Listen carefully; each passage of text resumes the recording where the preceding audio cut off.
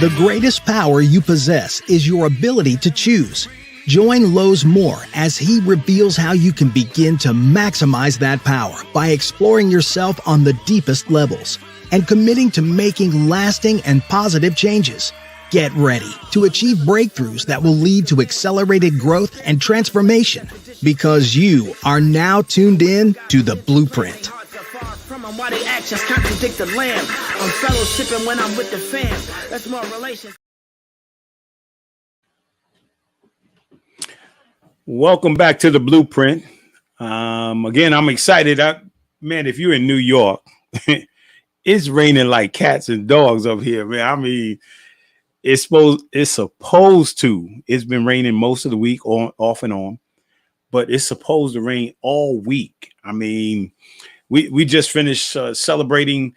You know, my youngest daughter, Sherelle, is due having her first child. Her and Steve are having their first child in May, and we're all excited, man. And man, we had the the baby shower today, man. It was awesome, and it was an awesome time. Had about 60, 70, 75 people there. It was just great, man. I have to say this, man. It's been great now. Being a pop, being a grandfather. I mean, being grandparents, man, it's been awesome, man. And then, your youngest daughter, is having her first child. So it's been different. You always think about in life, you think about like, hey, there's these stages where you're single, and then eventually you get, you find your significant other, your life partner, and you get married, and then somewhere down the line you have children, man. And the interesting thing about when you have your children, I found out, right, I think we missed a lot of details between working, sending your kids to childcare, them eventually going to school. But being a grandparent is different, man. I mean, you get to see every little detail. You notice every little detail about your grandchildren. It's just totally different. It's a different world. It's special. And when you become seasoned in your life, I've taken that's one word I've taken out of my vocabulary is old, right? But when you become seasoned in your life, right, then everything becomes highlighted. And so, I want to say congratulations to them, man. I'm looking forward to it. This has just been a marvelous and amazing time of being a grandparent, man. It's nothing like it in the world. My wife always says, if she knew how good this was, she would have skipped the part of the children and just went straight to grandkids. But that's impossible to do. You can't do it. You got to have kids first in order to get some grandkids, right? You just can't do it. But when this time comes, right? Because sometimes in your life, when you season, you acting like you say to yourself, man, what's going to give me my next stage of joy? Something special, my next stage of something being special. Well, grandparenting. I mean, it's awesome, man.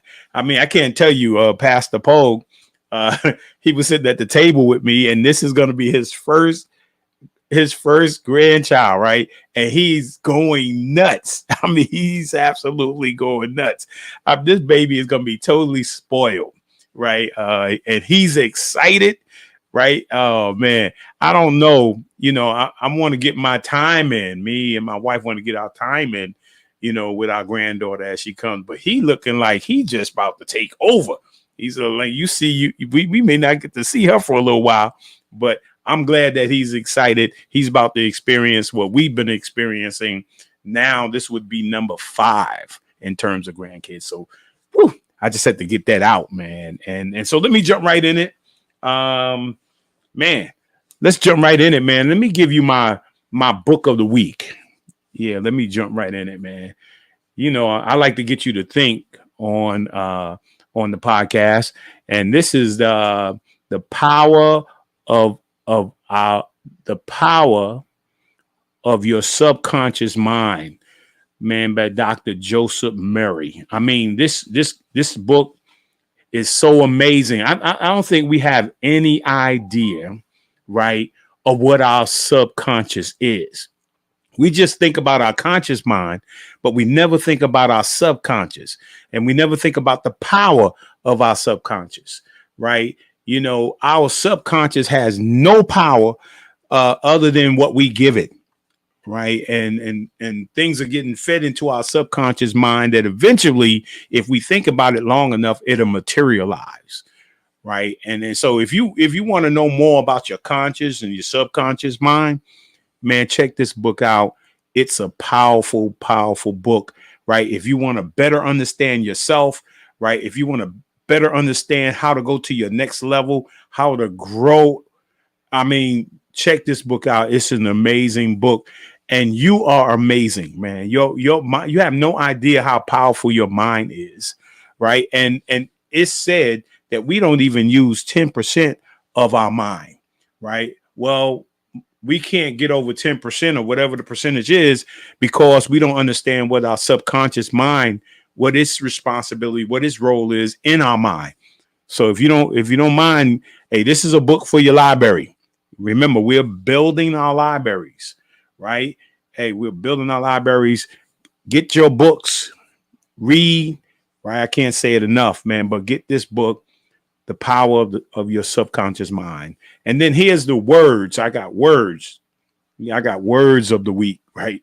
I say word, but words of the week, cause and effect, right? I was just talking about earlier, how it's raining outside, right? And when it rains outside, that's the cause. When it rains outside, that's the cause. And the effect is, if you don't want to get your hair wet, you're going to put on a hat, or you're going to get an umbrella, right? And it's called cause and effect, man. I'm giving you some heavy stuff today, man. The power of the subconscious mind, or the subconscious mind, and cause and effects. Sometimes we don't understand these words, right? With every cause, there's an effect. With every decision, there's an effect. So those are my two words of the week: cause and effect, right? And check those two words out. And then here's my affirmation of the week. The Pierce Harper affirmation quote moment. It says, confidence is not they will like me. Confidence is not they will like me. Confidence is I'll be fine if they don't. Right. I like that. You know, you got to have confidence in yourself. You know, most of us want people to like us. Right. And, you know, well, sometimes people don't like you. Right. But because they don't like you doesn't mean that you can't move forward, that you can't have confidence. Right. You should always have confidence in yourself, whether or not people have confidence in you. Right. Because it's about you, and it's about what you want to achieve and how you want to grow. Right. And it's always good. I love it when people have, because it's how I became successful. There were people who didn't have confidence in me. Right. But there were people who had confidence in me, and those people who had confidence in me helped me move forward. Right. And it's always better to have people who have confidence in you than to have people who don't.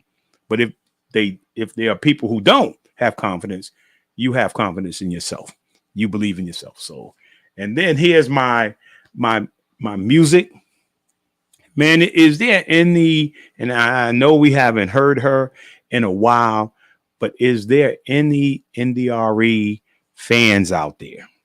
Right. I mean, send me, put in the chat, send me one of your favorite NDRE songs. Right. I mean, I remember she came on the scene. Right. I don't know if you guys know that she does have some new music out there. Actually, I have her not, I don't even know if it's a recent album, but within the last year, I have NDRE's album. Right. She has some really, really good songs on there. But if you are a fan, right, I just saw one. Yeah, my wife wanted to put up there, Brown Skin. right? If you're an NDRE fan, man, you gonna give us all the songs? Oh man, if you're an NDRE fan, yeah, shoot me a couple of songs that you guys like, or an album. Maybe you like an entire album. And here's my movie of the week. Right here, my movie of the week, and I don't even know, this is an older movie. It's called Amazing Grace and Chuck. Since we doing this whole basketball thing, man, we've been in the Final Four, we March Madness, and now we're in the craziness of the NBA Finals or playoffs, right? But this is a movie called Amazing Grace and Chuck, right? If you're a history buff in terms of basketball, Alex English, one of the great players of the NBA, stars in this movie as an NBA basketball player, right? And there's a little kid, right? A little white kid all the way out in the Midwest somewhere, and he's a baseball player. The land that he lives on happens to be the land where whenever there's a war and there's a nuclear war, it's a plant over there, and he gets to do a visit to that plant. That if the word is given and they push the button, they get to shoot these nuclear warheads out to other countries, right? And destroy lives. Well, he's a great baseball pitcher. I think he's 11 or 12 years old. And he stops playing baseball after he sees visits this plant. And he refused to pitch. Great pitcher, refuses to pitch any longer. And, he tells his parents he's not going to pitch until they shut down all these nuclear warheads and they stop all this war. And, the word gets out. Great young pitcher stops playing baseball. Long story short, Alex English, NBA player, reads the story, becomes passionate about it, gives up his basketball. You got to check out the movie. It's one of those great movies, man, and powerful movie, man. It's called Amazing Grace and Chuck. Yeah, so let me do some quick, and NDRE, Amazing Grace and Chuck, those are my music and movie of the week. And then now let me do some quick shout outs. On a sad note, I want to give out some words of comfort to Lieutenant Irvin Larry Oates, fireman in Mount Vernon, New York, passed away last week. Just a sad moment, man. When we lose what I consider, everybody deems that basketball players and football players and baseball players are heroes, but sometimes the real heroes are the ones who have their boots on the ground, and our firemen and our policemen, all those first responders, but we lost a good one.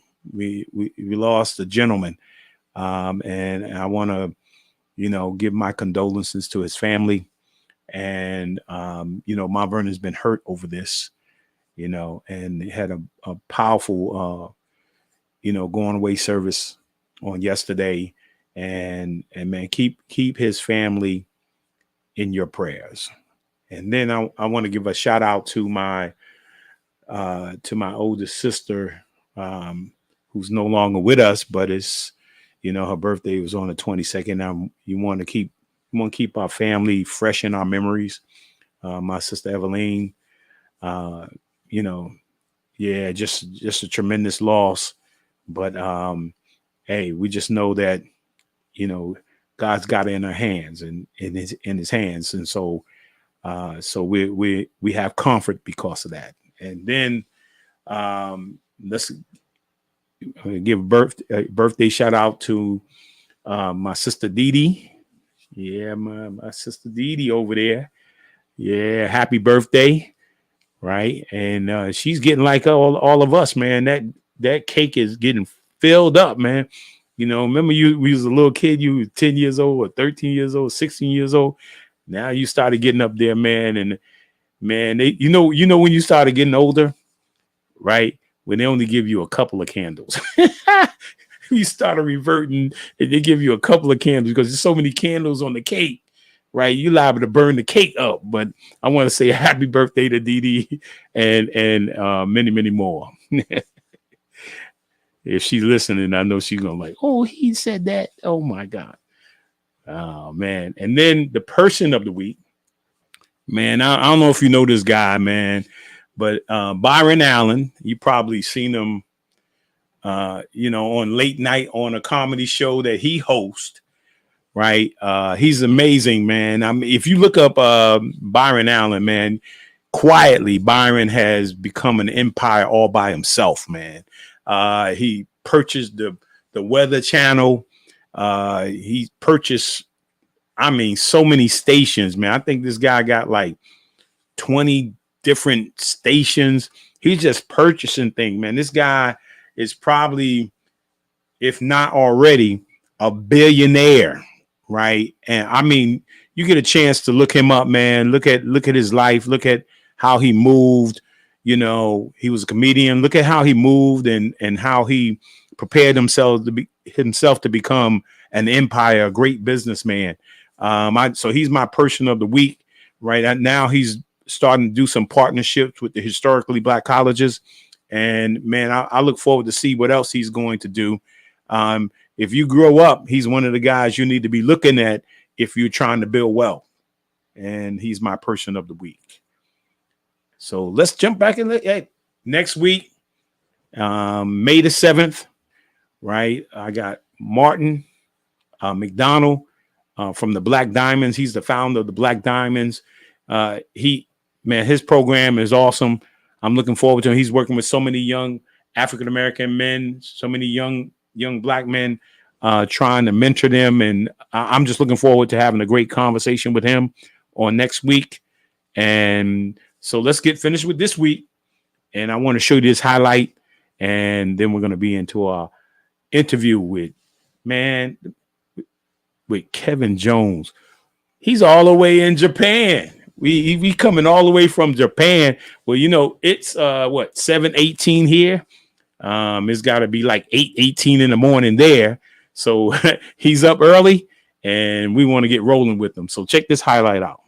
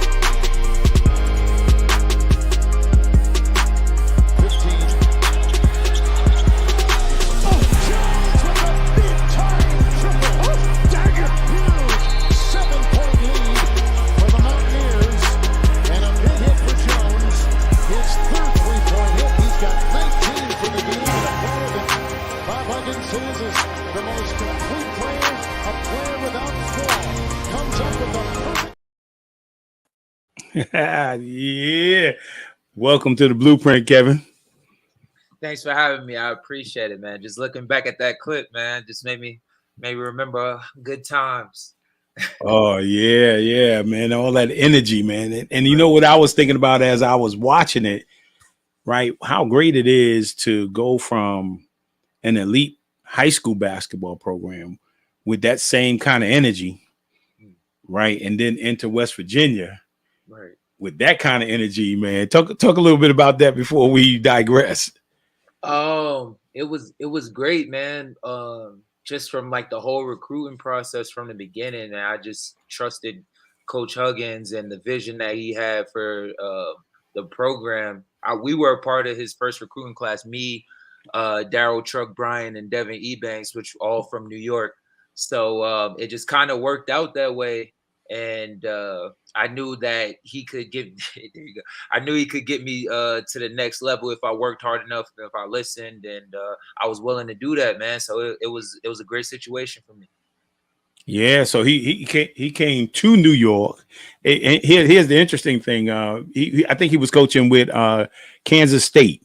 Yep. Right. And the job at West Virginia came available, and of course. They hired Coach Huggins. I get a call. He said, "Man, I want Kevin Jones." I was like, "Well, my thing is, when we had a conversation, because I'm not in the place of helping people choose where they should go. I can tell them my experience. Like I told you, I say, hey, man, I had a great time at West Virginia. It's crazy in West Virginia. It's hard, and the choice is yours, and you made the choice to go there, and man, had a great 4 years, at West Virginia, man. And a lot of people thought, well, who's Kevin Jones? I mean, when you came there, as a freshman, man, because sometimes people get in there, if you're not a McDonald's All-American, you come in and you could sit 2 or 3 years before you get in there. And you came in and had impact right away. And people woke up right away in that first year, man. They were like, oh, who's Kevin Jones? Right. So you went there, and I always tell people, go there and do your thing from the beginning. Don't settle for, I'm a freshman and sitting on the bench, man. You go do your job. And man, I was so proud of you, man. Going there, and I know tough. I know Hugs is tough, man. People don't, people don't understand, man. College basketball is not easy, And then when you have coaches that have high expectation, right, and you can go there, you can get over, you can get like overwhelmed by it, and take some steps back, but. Man, you stepped in there, man, and you guys from that was spectacular to have you, Truck, and Ebanks, the New York guys go down to West Virginia and do your thing, man. So, yeah, man, I was really proud of you. Thank you. I appreciate that. Yeah. It was no joke, man. I heard stories about Coach Huggins before I got there. You know what I mean? Whether it be, you playing with him in college, or just hearing like the backstories of him at Kansas State or Cincinnati. So, I mean, it could be kind of intimidating, man, when you first hear about that. But then when I met him, he's on the court and off the court, he's a different beast, man. One of the most soft-spoken dudes, charismatic, off the court, very relatable. But once we get between those lines, he turns into a different animal, man. I can't even explain it. And so, I mean, for me, the biggest thing was just taking accountability for everything. You know what I mean? He kept it real honest with me during the recruiting process. Like, you get what you earn here. You're gonna, if I feel like you putting in the work and you're showing the results, then playing time is yours. But I'm not guaranteeing you anything. And I think that was the best thing for me, because I was always used to working for everything I got anyway. So I like the fact that he was keeping it real with me, and that's what attracted me to WVU, and then also his reputation with people at my position, and how he gets them to the next level. So it was kind of like a no-brainer for me. Yeah. No, it was good. It was my pleasure to be able to watch you and to come and see games and stuff like that. It was just an awesome time, man. Yeah. So I knew if I showed you that highlight, man, it would, But let's digress for a moment, man, and let's talk about what I think on the show is very important to me and to my listeners. Is getting to know individuals who are on the show. Talk a little bit about growing up. Talk about mom and dad and family. Siblings, talk a little bit about that growing up, and eventually, talk about their importance for you in regards to family, faith, and education. Well, I can say that I wouldn't be anywhere where I am without my family. Very close-knit family. Older brother, older sister, my older sister Nitra, my older brother Gerard, my mom, my dad. They were a huge staple in my life, just from the beginning. Whether it be taking me to practice, they're still at every single thing they can get to, any game, any event that I'm a part of. They come out and show support, and I love them to death, man. Ever since I was growing up, they've always been very attentive to my dreams or anything I wanted to do in life. And I think that's where I started with my hard work at. Is just like, nothing is going to be accomplished without you putting the work in. So from the beginning, I always had that base of, that principle that they gave me, and just kind of sheltering me from, you know how Mount Vernon can be. You can easily fall into the wrong things with the wrong crowd. And they were able to shelter me from that enough that I could focus on basketball and making this my dream, and eventually a job that pays me well to do. And so I got to give them all the credit, man. I give them more credit than I give myself, because I know without their shelter and without their guidance, I probably wouldn't be where I am right now. So they deserve all the credit, for real. Yeah. It's good to have that, to know that you have that type of support. Because there are a lot of kids you probably know growing up in Mount Vernon. You probably played with a lot of guys or had a lot of friends that didn't have that kind of family support. And, I remember, one time when, how you probably know, your kids are probably not big enough yet, but, and especially when you had, kind of the career I had, and you want your kids to do well. So I was remember always saying stuff to my daughter, my youngest daughter, Sherelle, about basketball. Like, you should think about this, you think about that. I mean, same thing. I would, like, you weren't my kid, but I mean, I'm always thinking, like, how can I help you get to your, meet your goals and get to your next level? So I'm always talking to you about, when I come to West Virginia, man, you think about this, man, whenever we had a conversation, it's always giving you some nuggets. And I was always giving my daughter some nuggets and stuff like that. And I never forget,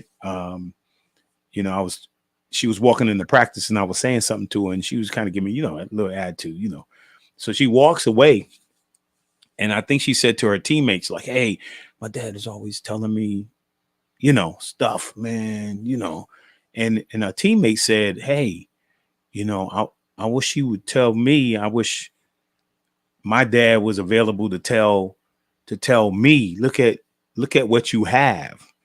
Then I think it made her realize, man, that there are kids out there who don't have that family support.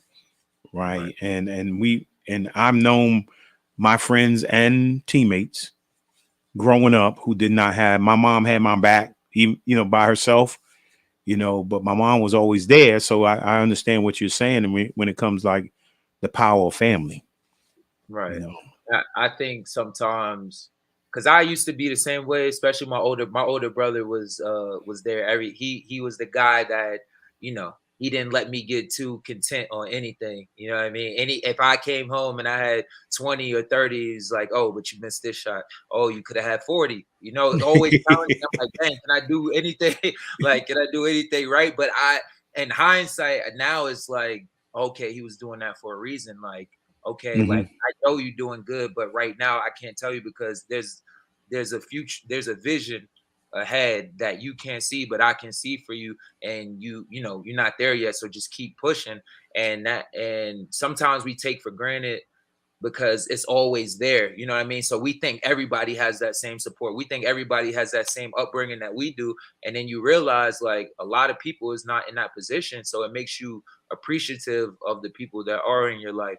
And like you said, I've met a lot of players that don't have that support, who have the talent, and who, if they did have that support, they'd probably be pros right now. But unfortunately, they aren't.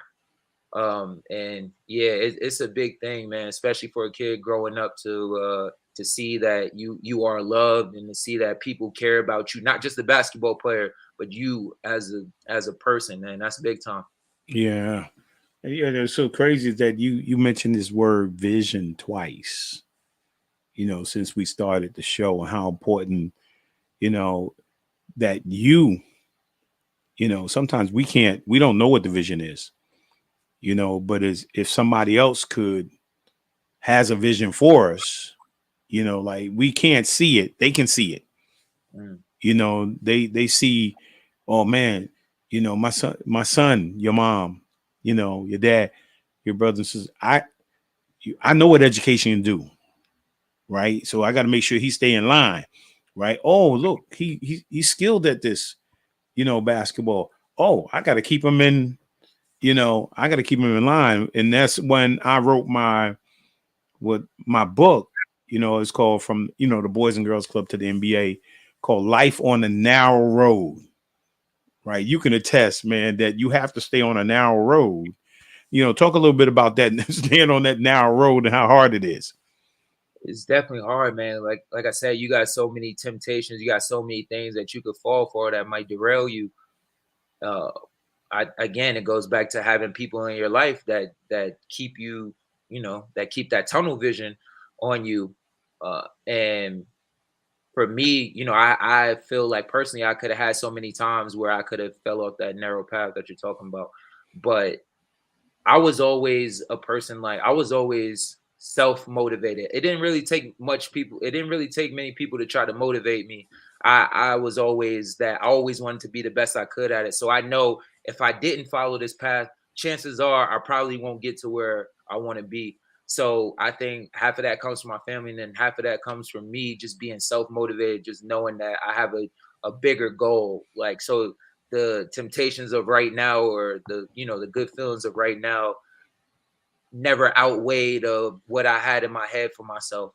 So I think that's what kept me on the narrow path, is as much as anything. Yeah, and I want to go back to your brother. Yeah, you mentioned him, man. I mean, and we showed a couple of pictures of you guys. All the pictures, man. I'm like, where you got more pictures than me? I was like, I don't got these pictures. They're your pictures. They on Instagram. I was like, yeah, I'll forget about all this stuff.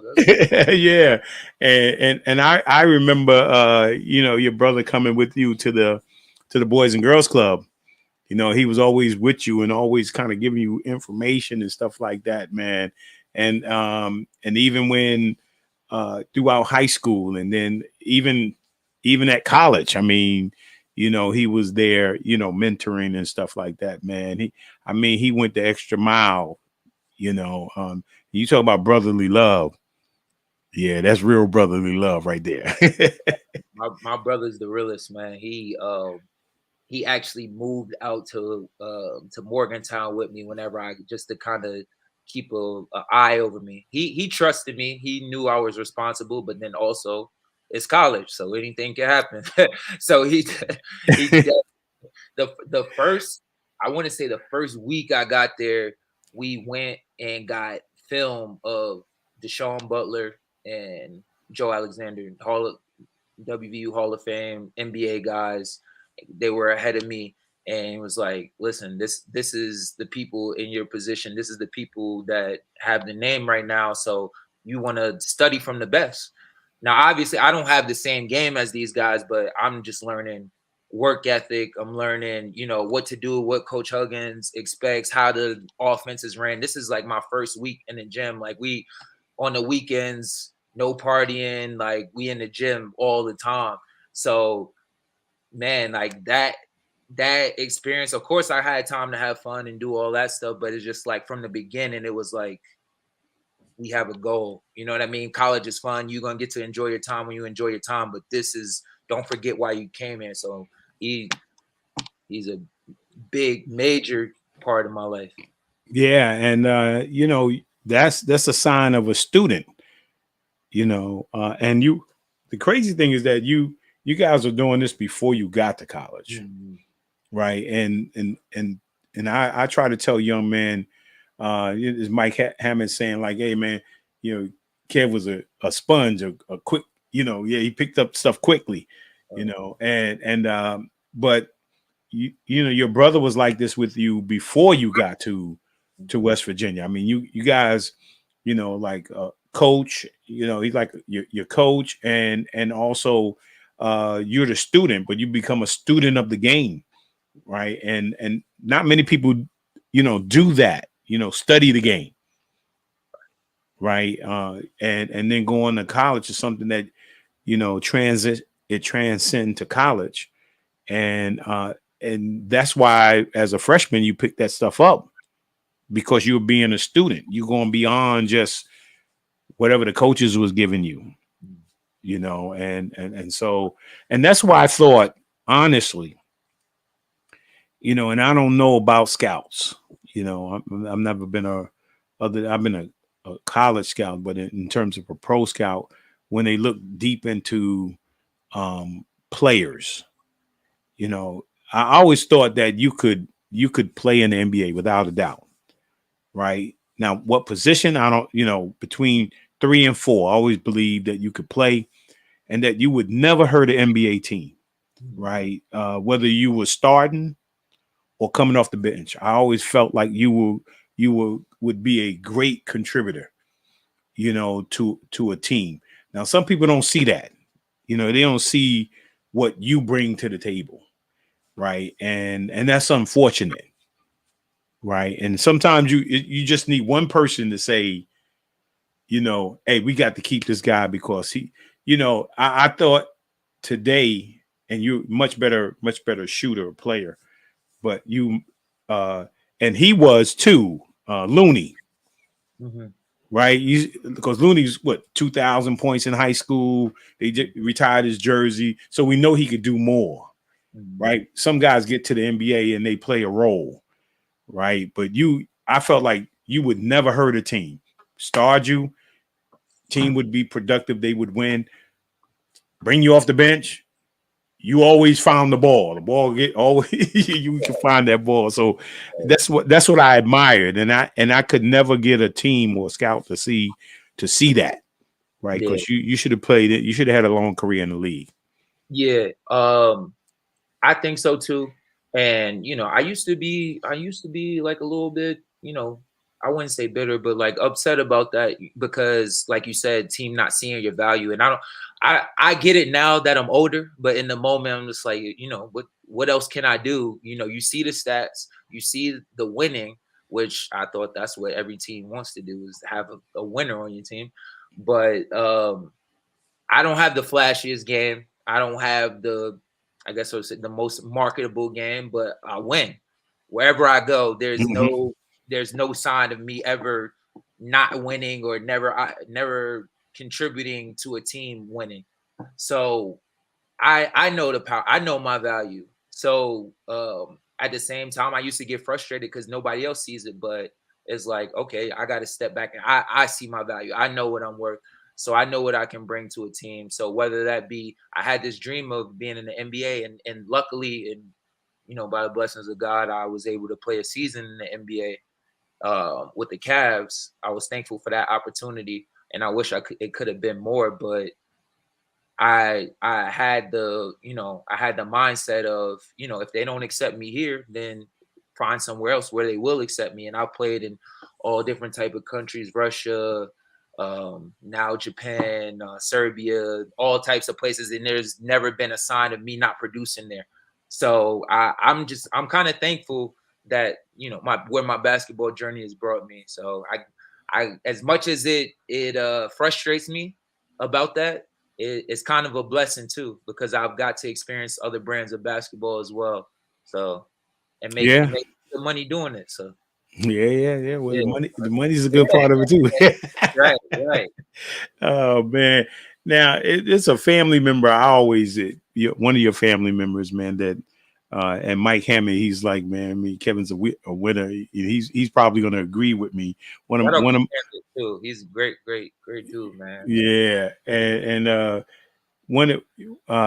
think it's your uncle. You know, I grew up watching Mount Vernon High School basketball, and even before, you know, I used to see your Ivo Hollins. Yeah. Oh man, that was one of my favorite players, man. I mean, I don't know if you got a chance to see him play. Watch him play. I've only heard the stories about. I've never got to watch him play. Wow, and you know, it's unfortunate that we didn't have any film back then. You know, nobody was really videotaping, you know, back then. And Ivo was just special, man. I mean, he had that jump shot from the side, man. Man, how's Ivo? I haven't heard from Ivo in, man. Yeah. I mean, actually, I haven't really kept in contact with him either as much as I want to, because just been playing overseas, just been all over the place. But last time I spoke with him, he was doing pretty good. He was living in Boston. He's been living there since I've been younger, so he kind of settled out there. But yeah, man, I really wish I could have seen it, because I've only heard stories about it from my mom and, you know, other people that have watched him play. And it's like he kind of say we could shoot like the same, like we're both good shooters. So I don't know. Maybe we see Mike said you know, O was my classmate, you know, and shooter extraordinaire. I mean, he could literally play. Yeah. You know, and how tall is he? How tall is Ivo? He's not that tall. He might be like 6'4". 6'4"? Yeah, he might be like 6'4". Yeah. Ivo was good, man. Nice. What a gentleman.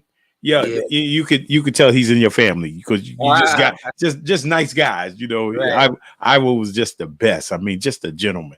You know. Right.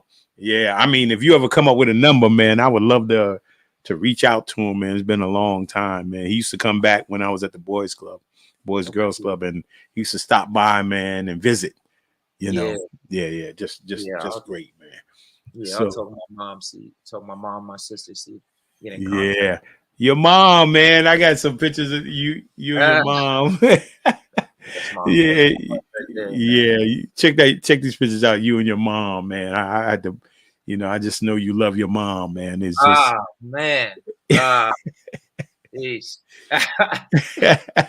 still, you know, my mom is the ultimate mom. Like to this day, like she'll just call me randomly and just ask me if I ate today or something, just like simple. you know, simple mom stuff, but it's just like it's weird because like it'll be one day I'm having a bad day or something, or she'll just randomly call me and just like she don't know what's going on, and she was like, "Are you okay?" Like I just needed to call you and just ask if you okay. Just things like that, man. Especially when you're so far away from home, is comforting. Yeah, I We call it mom's intuition. right, Yeah. it's a real thing. And yeah, man, I say I get all my best qualities from her. Man, and you don't have to be branded because man, nobody have to brand you because your sister gonna brand you, man. If something happening, if something happened and you're gonna do a basketball camp or something, man, you're just gonna flash up on Facebook, man. Kevin's doing a camp. I can't tell them anything because it's like they can't keep a secret. Like I was like, okay, you know, I'm making an announcement or you know where I'm gonna go play or if I'm doing a camp or something like that. In like 2 minutes, it's up on Facebook. I'm like, I told y'all I can't say nothing yet. They just always want to support me literally in anything I do, man. I love them so much. Oh For it. yeah, I love it. I said, oh yeah, Right. no secrets, Yeah, no Yeah, secrets. No, yeah. not at all. Someone was just talking about Ivo, man. Yeah, right there, Ivo, tremendous Mount Vernon talent, jumping 'ability. Went to Boston College, all county with Gus Williams, Rudy Hackett, Squid, Mike Young. Ivo Holland was around 6'3", 6'4". Good baller back in the day. Yeah, yeah. I'm telling you, Ivo was good, man. Yeah. Yeah, he was good. I mean, as you know, Mount Vernon had a lot of good players. Mm-hmm. Right. So that just awesome. So you're playing in high school, right? And talk about a little bit about the transition from high school to college. Leaving Mount Vernon High School, and talk about your experience in Mount Vernon High School. Talk a little bit about that. Yeah, so I mean, just as far as my career in Mount Vernon High School, we won the state and federation championship my sophomore year. You know, we had guys like Michael Colburn, Jonathan Mitchell, you know, players like that ahead of me, you know, teaching me the ropes that, you know, eventually once they graduated, it was my turn up next. So I had already had a legacy to look forward to and kind of live up to. So my junior year, we also won the state championship. So I got 2 states and 1 federation and in high school. So and then so the transition really, it was kind of like building my body. Like I was always strong. We had a great program, just like a workout program. Mm-hmm. But I was super skinny.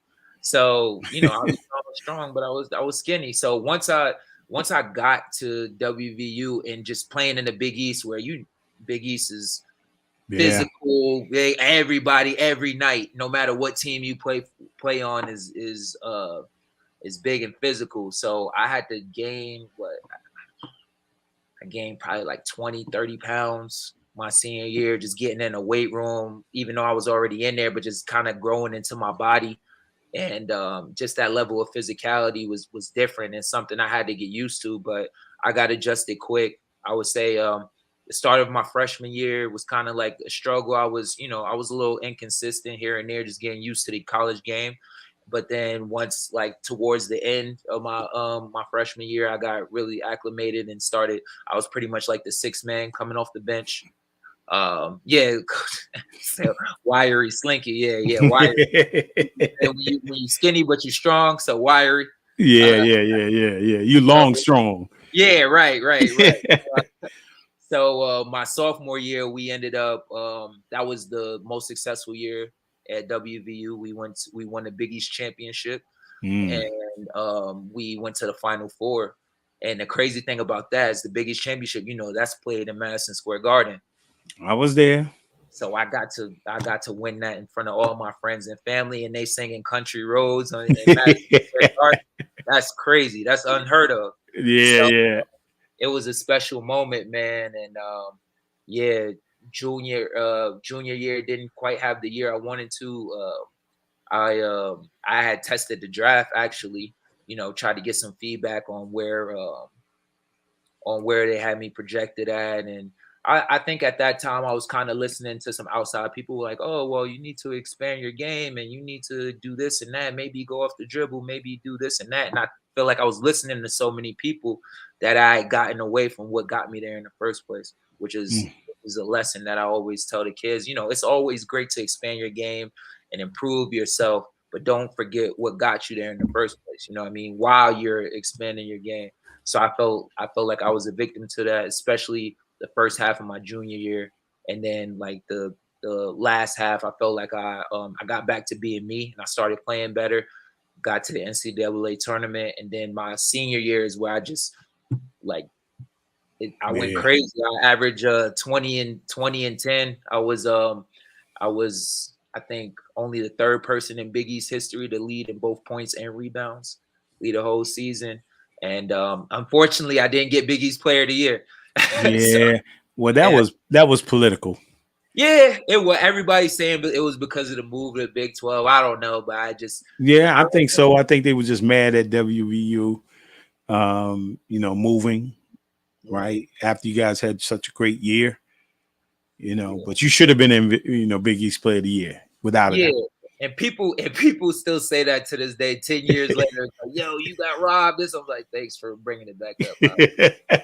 Like I want to remember. Yeah, like I know what happened.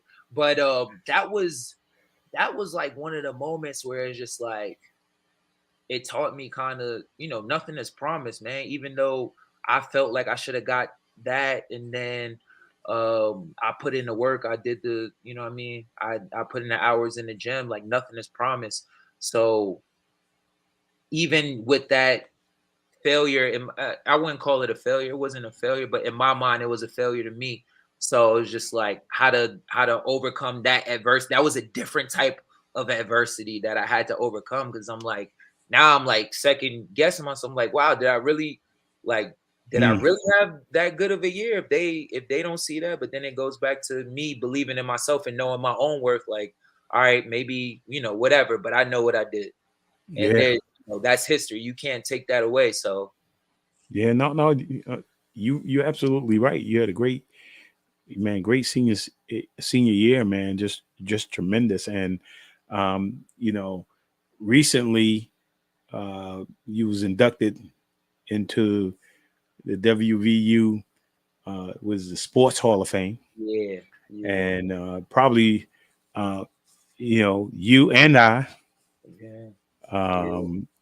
and I'm sorry, man. I spoke to your sister, and wanted to get down there, man.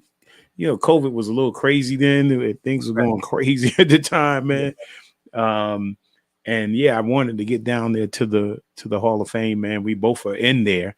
Yeah. And that's amazing by itself that two guys can come from Mount Vernon, go to West Virginia, and then end up in the West Virginia Sports Hall of Fame. Isn't man. That crazy? Yeah. Oh man, I wasn't even there, so I can't. Like, I was in Japan when it was going on, which is, I wish I could have been there myself, man. My brother gave the speech for me, so. And my family. Man, yeah. But I still would have, whether you were there or not, I still wanted to, I wanted to be there to support, man. Right.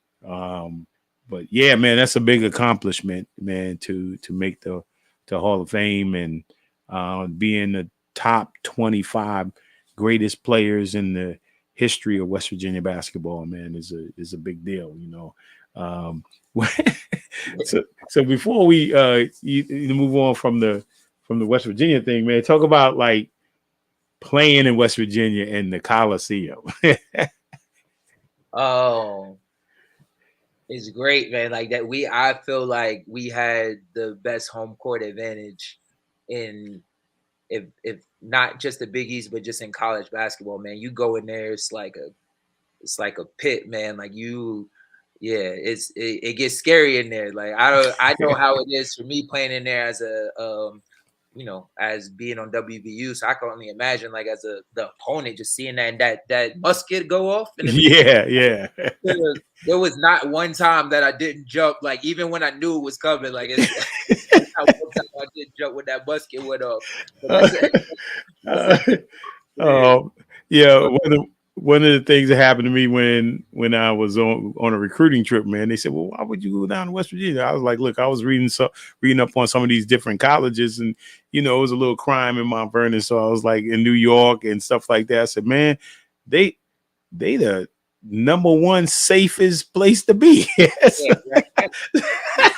right. Ain't nothing going on. Nothing going on in Morgantown. So I get there and I'm, down towards the end of the bench being recruited, right? So I'm down there, and next thing you know, I hear people we just standing there and I hear the gun go off, man. I was like, what? I thought this was a safe place.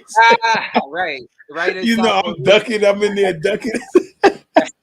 Who's shooting a gun in the Coliseum, man? What the heck?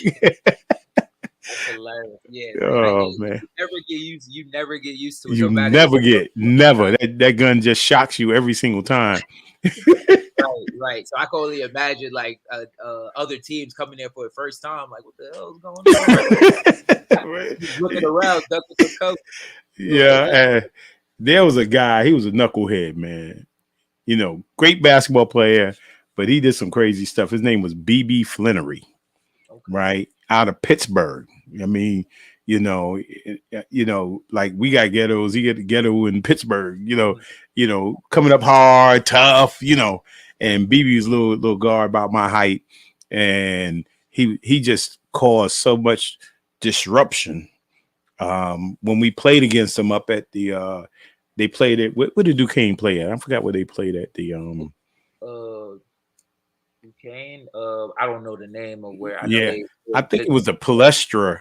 It was something like that when I played against him, and he did some stupid stuff, man, every single time, right? So he's coming down to play us, right, in West Virginia. So they on the bus coming down from Pittsburgh, and I don't know why the bus stopped.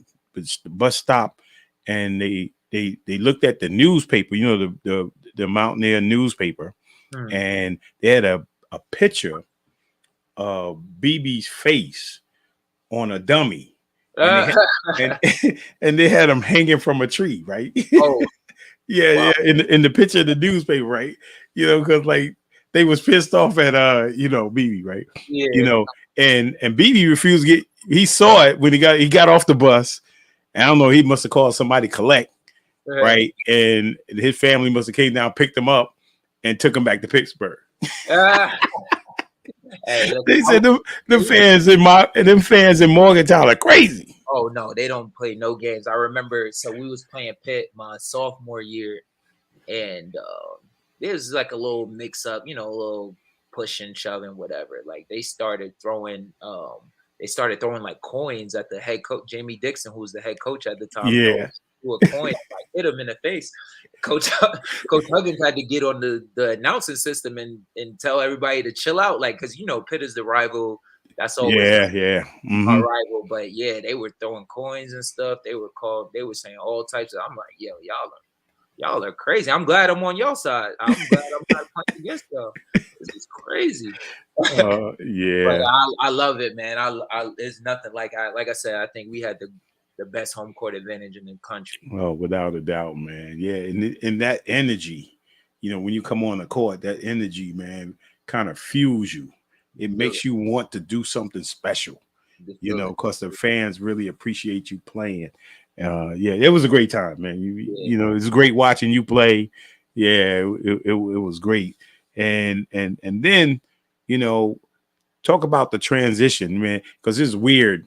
You get to 4 years, you there, and you're like, oh shoot, it's over. Yeah. So talk about the transition after all that Mount Vernon High School excitement, West Virginia University excitement, and now you at the end, right? And talk about that experience and what your thinking was at that time. It's crazy because you build so many relationships with your teammates. Like I said, my boy Truck, I was roommates with him all 4 years, so like my best friend. So it's like, damn, we won't maybe we'll get to play together somewhere else, but for right now, we're not playing together anymore. the university, you get used to being around the campus. You get used to being a big man on campus, being a big fish in a small pond, as they say. So it's just like reality hits you. It's like you are in, because you're considered a grown up when you go to college, but you still kind of sheltered. So yeah. You still kind of sheltered in some way. So when you graduate, like you really on your own for real. And it's like that reality hits you of, okay, like now here's where the real test as an adult comes in. So I think for me, it was just like that, just kind of navigating through doing things on my own, being accountable on my own, like which I was used to doing anyway, from whether it be high school, whether it be college. Like I said, I'm very self-motivated, but I had to turn that up even more, because I knew if nobody else pushed, I knew if I didn't push myself, nobody else was going to push me. So it was just that level times 10. And then just being eligible for the draft and going to all these different NBA workouts. I think I worked out for like half the teams in the NBA, probably a little bit more than half. That was a grind. And then when we get to draft night, which is in New York, so it was like it was perfect. Like all my family came there, and my brother's been taking me to draft night since Ben Gordon got drafted. Like I was there when Ben Gordon got drafted. So it was ever since then, that's all I dreamed about. And then, another situation where I felt was unfair happened. I didn't get drafted, which I was projected to, late first, early second, whatever. I even had a promise from an NBA team to, it was like, if you're still here at this point in the first round, then we're going to take you. So I'm just thinking, I got it made, like you know what I mean? Just another situation where nothing is promised, and you got to be prepared for everything. And I think that was probably between that and the Big East Player of the Year thing, because that kind of happened like back to back in a way, in a matter of months. So, man, that crushed me. The draft thing crushed me, because all my family was there, and we were all expecting a certain outcome, and it didn't happen. So I had to just sit there, and while every name was called and my name didn't get called. But you know what? Like I feel like a lot of people would have shied away from it. A lot of people wouldn't want to talk to anybody. A lot of people would have just held their head down. But we were on to the next. My brother's like, okay, what's next? This didn't happen. So got a call from Cleveland Cavaliers. They wanted me to go to their training camp. I ended up going to their training camp. I made it to like the last cut. I got sent down to their D-League team, which is the Canton Charge, played like 5-6 games, killed it, and then got signed for the rest of the year. So it's like, okay, maybe I didn't make it the way I wanted to make it, but I made it though, eventually. Right. So it's just a testament of, just because things don't happen exactly the way you envision doesn't mean they're not going to happen. You just got to wait a little bit longer. So that was one of my life lessons too, man. It's just like nothing is guaranteed. And then also, things may take longer than you want them to, or than they should, but you can't stop working, man. You can't give up on that dream. Yeah. Yeah. And before we move on with Cleveland, you talk about your best friend, Truck, man, but you had a best friend since you was little. I mean, my wife just showed a picture, man, about one of your best friends right there. DJ. You'll go way back. DJ, we go way, way, way back. Like that's like 9, 10 years old. Crazy. Crazy. What's he doing now, man? BJ is actually, he's still living in New York right now. He has a daughter. He has a wife now. He does construction, so he's doing really good, man. He's doing real. He's somebody that, again, like, he's one of those people I've never had to question if he's here for me or just here because I play basketball. Like, literally, he's a genuine friend, one of the most genuine guys you'll ever meet. So I'm glad to have him around and call him my friend. Yeah. So I want to, yeah. I saw that picture and I said, man, these guys go way back, Oh, man. Oh, look at that, man. Way back. These are like way back. man, this is like I don't even know. Is that like that might be freshman year in high school, maybe 8th grade? Yeah, man. Yeah. I mean, two of you guys would end up going to Division I school basketball schools. And yeah. Well, let me show you this little highlight here. Maybe bring you little memories of Cleveland. Let's show a little highlight here of the Cleveland Cavaliers. Kevin Jones and the Cleveland Cavaliers. Trying to get inside. Kevin Jones with the soft hands and the soft touch. Good penetration by Kyrie. Irving dancing with it. Hollian is hit. Kevin Jones to a cutting spade to throw it down. Nice. Back for their final 2 games or not. 25-14. Dion creating space and hitting another one. Ellington was held on the cut through. Waiters sends it and hits it. His inner self, Fred. A good pass between the legs. Kevin Jones on the tap of his own miss. Caskets. It's not going to be on crutches another 3 weeks, so that's a tough one. Kevin Jones hits it. Halfway through this 4th quarter, Kevin Jones had a challenge off the glass. That was a nice angle. And then there's a guy who understands. Would they? Yes, they will make you aware of that. Yeah, that was cool. He said, "Now that he was getting ready to say, now that's a guy I know who understands basketball." Right. Right. Yeah, man. And good. No, I was saying that game is kind of special to me because I had a double in that game. So that was like one of our last games of the season, and I was able to finish with a double. So I could that game kind of it makes me proud to that I put my mark in there in the league. And what were they saying after the season? I mean, I'm sure you had a pretty decent, you had a decent season, man. Yeah, it was kind of a little bit of an unfortunate event. So one of the events was so I played summer league with them, and I ended up getting a concussion like literally the day before we played summer league in practice. So that summer, Byron Scott was our coach. He ended up getting fired, so Mike Brown came in that following summer. Mm-hmm. And then so it was a whole new system, whole new kind of everything, right? So I'm going through practice, I'm going through the summer workouts, and I go to summer league and we have practice, and I'm playing well, and literally right before the first game, I get a concussion, so I couldn't play summer league. So that was a setback. Secondly, that following season, they drafted Anthony Bennett, #1 overall pick. Terrible. No, I'm not just. I mean, we don't call it what it is. We just gonna call it what it is. They drafted Anthony Bennett, which is the #1 pick. No matter how you feel about it, he's the #1 pick. So and that's my position. So and then they also got Andrew Bynum in a trade. So that's literally 2 positions that was mine, and I didn't get a chance to play summer league, which would have, even if they didn't want to keep me, would have gave another team a chance to see me play and then possibly go somewhere else. So it was just everything kind of happened all together at that point, which was unfortunate, but I couldn't stop. I had to keep moving. Yeah, and Anthony Bennett, I'm not, I said terrible, but they picked him for a reason, and I seen him at Las Vegas.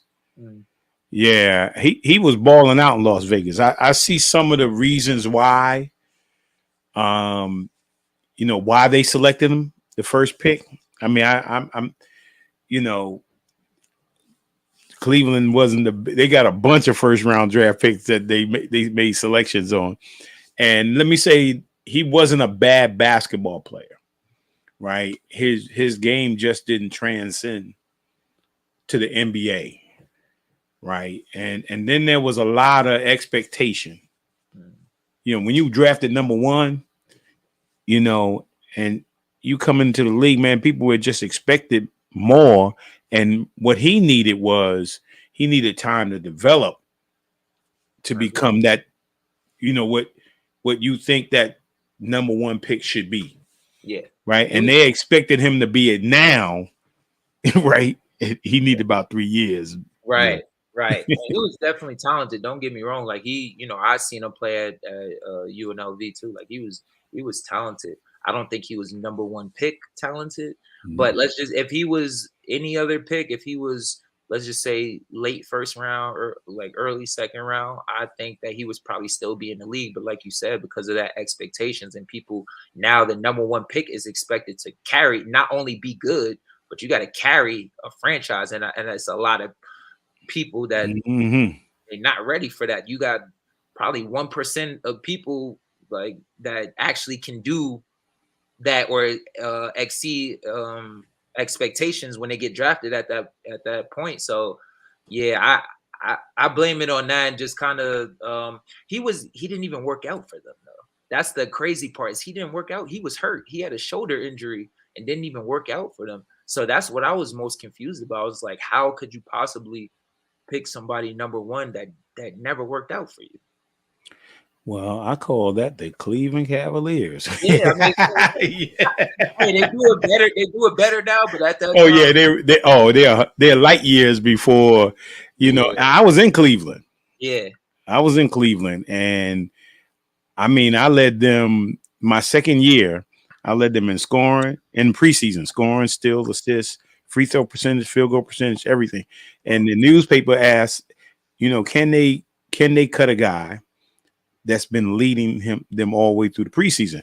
And the question was, the answer was yes, because they had 38 players guaranteed. How was that? The owner back then was Ted Steppe, and he was just signing people and guaranteeing them.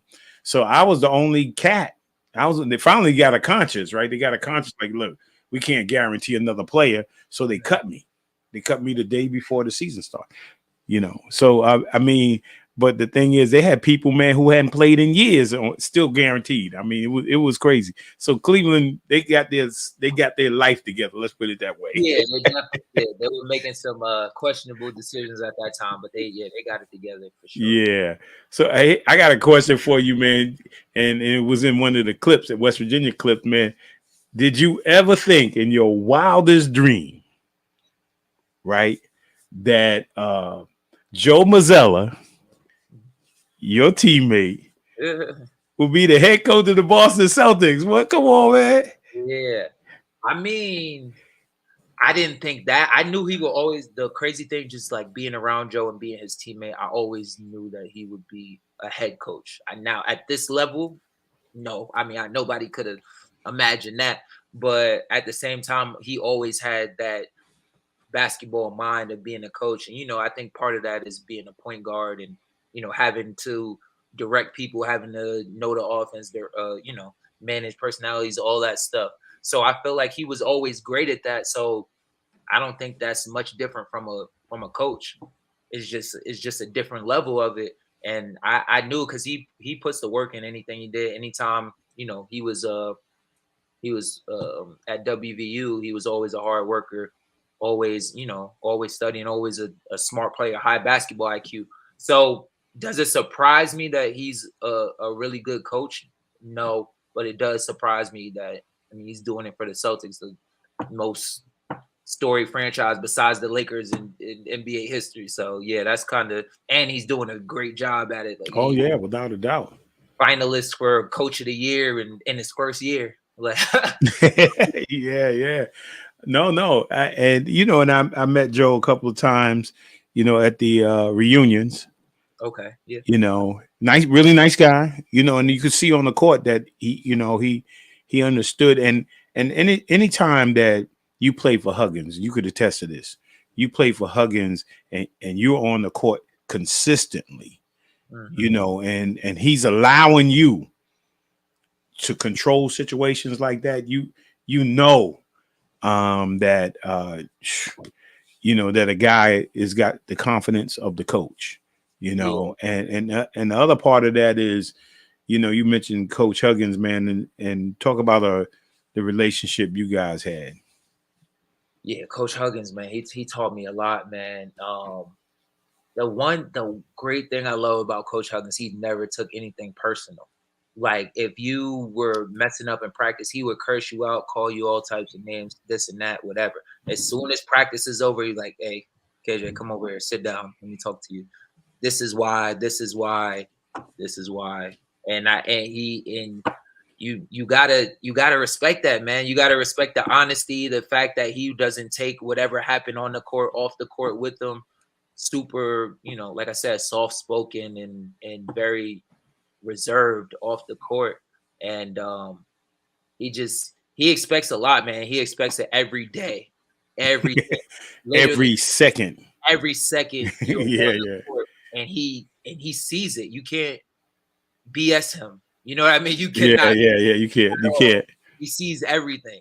So just having that, I mean, it was a lot of pressure, a lot of, every anxiousness. Every time you on the court, you like, I don't want to mess up. It makes you step up your game, because any kind of mistake, you might be coming out. So now it's like, this dude can't get this rebound over me. You can't get past me. You can't beat me middle, or I know I'm coming on the bench. So that urgency every play, it raises your level of your game. If you have man, because that was like being at the Apollo Theater at amateur night. That hook will come out quickly though. Quickly. That hook will come out and get you. Especially my freshman. Oh man, what? It was like a revolving door. Like my freshman year, you gotta definitely earn. You gotta earn some grace. As you get older and you get better, you earn some grace. So you may not get taken out as quickly as you would when you were younger. But for the most part, it's like you do what I say. You get the job done. Or I'm gonna find somebody else who's gonna get it done. So that was his way, and we understood that. So yeah. And now you're over in Japan, right? Been playing over the seas for how many years now? You've been playing overseas? So 10. This will be 10. 10 years. Yeah. Man. Yep. Yeah, man. You've been around. Remember, people say you've been around the world. Yeah. And just thinking about all the countries I played in, and yeah, it's been a journey. Wow. Yeah, man. I want to show this highlight. I got some highlights of you in Japan, okay. And then you could talk to us a little bit about Japan, let everybody know that you are a million miles away. Okay, let me see, check out this highlight.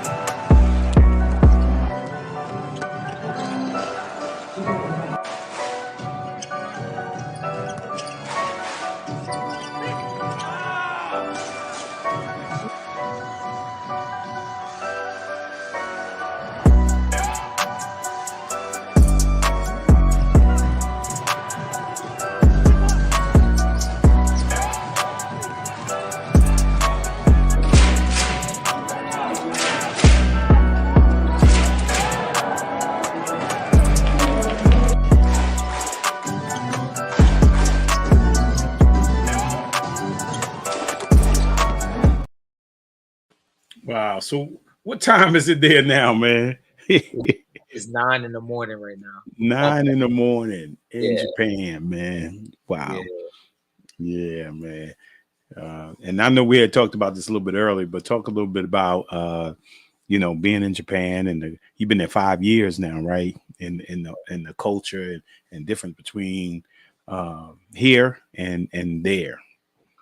I love it out here. I had to take a break from Europe just because of the unprofessionalism that goes on in Europe sometimes, between either getting paid very late or not getting paid at all, and having to fight for your money with your own money, like the money that you're supposed to get, you have to fight for it. And I just got tired of that, and I was like, all right, it's time for a change. And then, so coincidentally, one of the guys, he was a manager for me at WVU. He had a assistant coaching job in Japan, and one of the guys got hurt, and this was like 2019. And he hit me and was like, hey, you ever thought about playing in Japan? I was like, no, not really. I've only really I don't know really much about Japan. I don't know anything. I know it's far away. And then he was in Okinawa. If you know it, it's like his own, like, it's Japan, but it's not on the mainland. It's like his own island and stuff. So I looked up Okinawa. I was like, okay, this looks like a pretty cool place. Kind of reminds you of America. There's a lot of military bases there, so a lot of Americans, not, kind of makes you at home kind of feel. So I was like, all right, you know what? I'll try it. And it ended up being one of the best years of my basketball career, not just from a basketball standpoint, but just from a mental standpoint. You don't have to worry about people doing dirty things to, try to get you out of your money, or you didn't have to worry about that. You didn't have to worry about people beating your body up, not taking good care of, not having the facilities to take care of your body, which I encountered that at some places I was at. So it was just really stress-free, man. And my team, we made it to the playoffs. We won our division. And it was just like a real team bond. It was like probably like the closest I've ever been, just outside of obviously Mount Vernon and WVU, and my professional career, where a team was just together and just enjoyed playing basketball. So it definitely revived my attitude of basketball, because at that time, like I said, I was fed up with Europe, just going through BS. So it definitely sparked a new attitude about me in basketball. So I've been here ever since. Yeah. I mean, how are the crowds, man? I mean, are they excited? People always ask me that, and I'm like, it's like Japan is the only place I've been to that when you go to opposing team's gym, they don't boo. So they just literally either, they don't say anything, or they just say something when their team scores. Like, they're super respectful. There's no booing other teams. Like, so I don't really think it's a home court advantage. I don't think really anybody has one, because each place I've been to, like I was in Serbia, right? Playing for a team called Partizan, and our rival is Red Star, another team in Serbia. So this is like probably one of the most heated rivalries in all of Europe. So this is my first game. Literally, I'm like off of playing 2 weeks maybe, and I'm playing in this game. And I live right across the street from the gym. So the coach is telling us what time we got to meet at the gym. I was like, okay, I'll just walk right over. He was like, no, we taking a team bus. I'm team bus to the gym. I'm like, why? I live right across. I could literally walk there. He's like, you'll see. And I saw, like, when I pulled up, there was guys with like riot gear escorting us into the gym, because that's how crazy the fans were in the gym. Like, fights would break out in the crowd, people smoking cigarettes in the crowd, people throwing chairs, all types of stuff.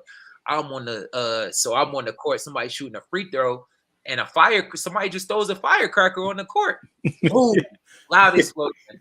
I'm looking around like, I'm the only one that jumped. So, I'm literally the only person that jumps. Like, oh yeah, it's fine, everything. Like, that's just normal stuff. Yeah, it was the most scariest thing in the world. I was like, this is basketball. Oh man. But yeah, so that compared to Japan is like night and day. Like they is nothing like that. But I love it, man. I love it.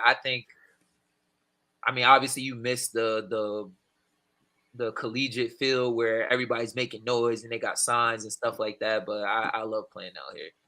Oh, that's cool, man. Yeah. Man, before we get off, man, we got about 5 minutes. Before we get off, man, talk to me about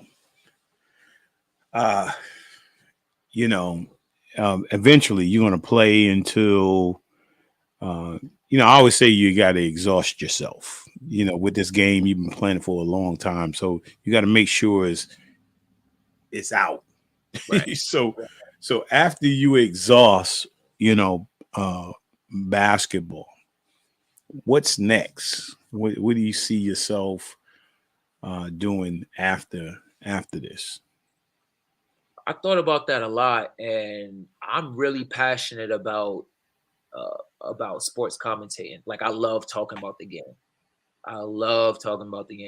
And I have a podcast with one of my former teammates called the Final Forecast, where it gives me an opportunity to talk about the game. Where people kind of see me as a reserved guy, laid back, which I am, but they don't know the other side of me. People don't know how smart I am, or don't know how funny I am, charismatic I am. So it gives me a chance to show the other side of my personality as well, outside of being just a basketball player. So that's something I'm really passionate about. Obviously, it's hard work just like anything else. So I'm willing, once my career is over, to put the work in to be at that level. Maybe might not be on nobody, not everybody makes it to ESPN, but just to have, maybe start out working the Mountaineer games and try to work my way up from there. And it's just something I'm really passionate about. I think I want to pursue when I'm done. Oh, that's good. Yeah. That's good. I mean, yeah. You start working on that now. I mean, once the season's over, some things you can do during when you're back home working out and stuff like that. You gotta plant the seed. Right. You gotta plant the seed, start talking to people, start meeting people in that world. Maybe my wife, her cousin is Gil McGregor. I don't know if Gil McGregor he was a longtime color and announcer for the Charlotte Hornets when they first started. So that's what he did. And then, maybe having a conversation with, when you come back, maybe Mike Breen. Okay. I had Mike Breen on the show, man. Maybe that's a guy to sit down and talk to, and maybe connecting with one of my good friends. I'm part of an organization called the King Movement, and Chris Broussard is our president. He's the president of the King Movement. He's and founder, and right. Just sitting down with these guys and started having a conversation about that. And we had other guys that were announcers too as well. They're in the baseball field, but they could tell you Bill Daughtry. He used to be one of the voices of the Knicks back in the day, and Ken Singleton, who was a baseball player, and then he just retired from Yes. Okay.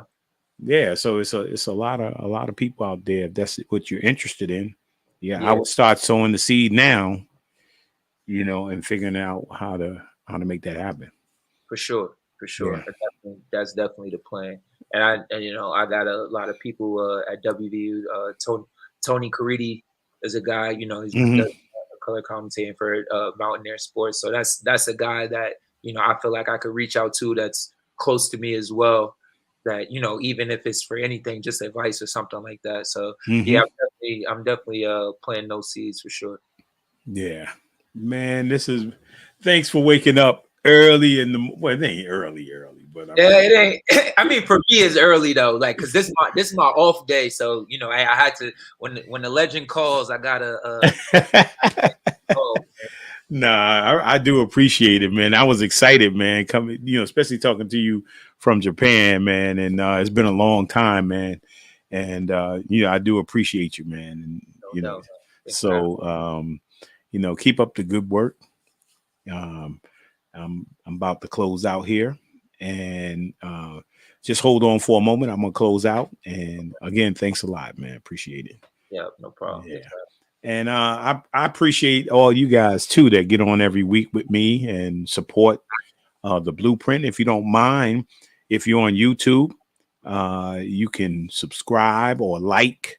If you're on the YouTube channel, you can and do that for me. I greatly appreciate it. Again, thank you, man. For there go Larry Graham. That's my cousin Larry Graham over there. And he's in France right now. I mean, I spoke to him earlier this week, man. Hope he's enjoying his stay over in France. And man, but I love you guys, man. And I always say, if God allows us to wake up tomorrow, make tomorrow our masterpiece. Thank you. Looking forward to seeing you next week. Martin McDonald's coming on from Black Diamonds, founder of Black Diamonds. And we're going to talk about his program and the many young men that he's being a blessing to. So again, God bless you. Look forward to seeing you next week.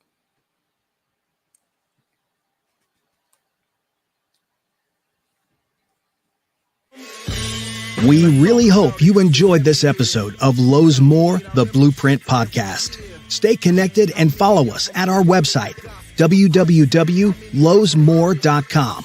That's LOWESMOORE.com. You can also join the discussion on Twitter at Lowe's More and on Facebook at Lowe's More Jr. As always, thank you for pushing your mindset towards a better reality. This concludes the most thought-provoking portion of your day. Don't forget to like and subscribe to this podcast to stay fully up to date with everything we're up to. Until next time, be kind to yourself and each other. What they teaching is a joke. I ain't buying it like I'm broke. Insufficient funds for insignificant.